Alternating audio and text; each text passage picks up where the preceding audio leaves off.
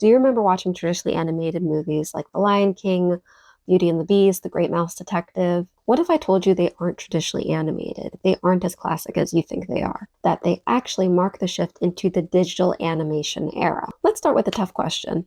Isn't traditional hand-drawn animation just the same as 2D animation? Nope. Traditional animation goes back to Steamboat Willie and Snow White's era.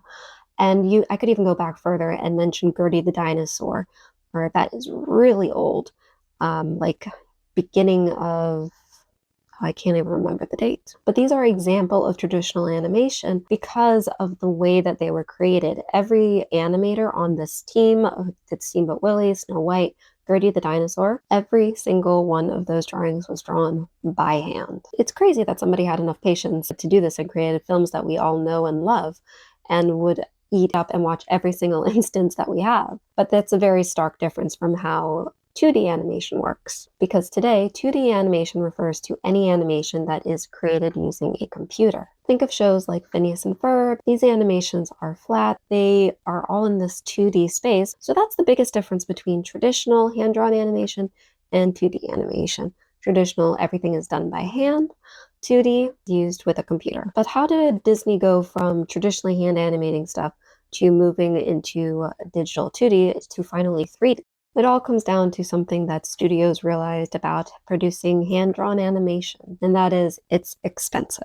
It looks absolutely amazing, but the studios needed a way to cut down on the time that it took to produce a film and also just the expense of coloring and everything, because it took a lot of money to make these films. And there was also this little studio that was starting to emerge in the 90s, which is when Disney started to make the shift into the digital era. And that little studio was called Pixar. I don't know if you've heard of them. They've only, produced a few movies. Anyway, so because Pixar started to produce stuff and Disney saw that there was an interest in it and that people were liking that, they started figuring out how they could use computers in their work, in their computer animation. Remember those films I told you about in the beginning? Beauty and the Beast, Lion King, The Great Mouse Detective, movies that we think of as 2D animation, the hand-drawn kind of animation that animators look up to and try to copy because they are known as the pinnacle of animation and storytelling. But they weren't 100% hand-drawn. In fact, Disney started using this system in the early 90s. In fact, I think Rescuers Down Under, from sources that I found on the internet, that is the first time in which they started using the CAP system. And the CAP system is a computer program that is called, let me check my notes. It is called the Computer Animation Production System. So I might be adding the word system there and it doesn't actually need to be. But this animation program, this computer program, it handled coloring, it handled backgrounds, it handled combining 2D and 3D assets so that you could have this 2D film with these 2D characters that were traditionally drawn and have these 3D backgrounds. Or you could have these created CG wildebeest, like in The Lion King, and have them stampeding across the scene, but they're all computer generated. Nobody drew that by hand. But as another example of the CAP system in use with these movies, if you remember Beauty and the Beast, that beautiful ballroom scene, that background is 3D, but the characters are still 2D. And as the years went on, and on Disney and the other studios, they saw that there was more of an interest in 3D animation. Hence why Princess and the Frog in 2009 was the last 2D animated film that Disney made. And these studios just kept changing until eventually they all turned into 3D. But they had this little bit of 2D animation before they made the full switch to 3D. So then wait, if I'm telling you all this, does that mean that traditional animation is dead? And if you are an animator or somebody who's interested in learning animation, that you should never ever bother practicing traditional animation and that you should just jump straight into computer animation because that's there and that traditional animation is a dead skill?